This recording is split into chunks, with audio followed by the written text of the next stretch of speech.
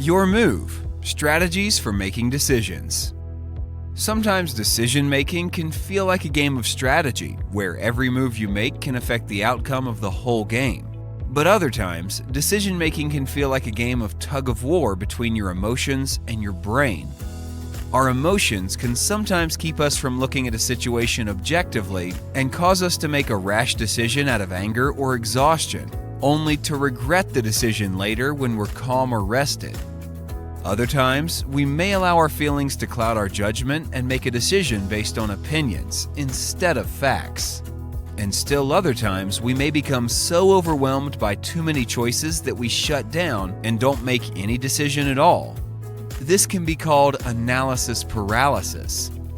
While our emotions are valid, they don't always help us make good decisions or lead us to the outcomes and consequences that we want.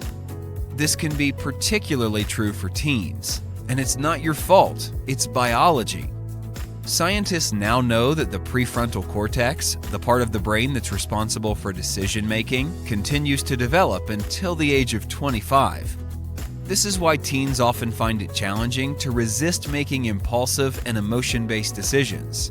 But decision-making is a skill that can be learned, so let's look at some strategies for making decisions objectively, rather than emotionally. We can use the acronym LOGIC to help us remember these tips.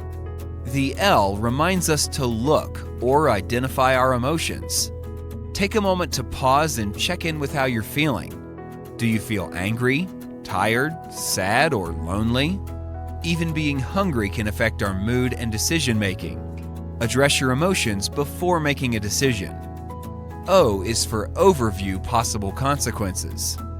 Think about the possible outcomes of your decision. How will your decision affect your future? How will your decision affect others? Will this decision likely produce the results you hope for? The letter G reminds us to give ourselves time to think. Sometimes it helps to step away from a big decision for a bit. Take a walk, hit a tennis ball, or listen to music. Short breaks help our brains process decisions better. Next, identify how the decision will affect you and others. Ask yourself questions such as, could the decision hurt you or someone else? Will you be happy with the decision? Is this the best decision for you and others involved? And lastly, the C reminds us to consider or think about the decision as a disinterested third party. Try to step outside yourself and imagine giving advice about the situation to someone else. What questions would you ask?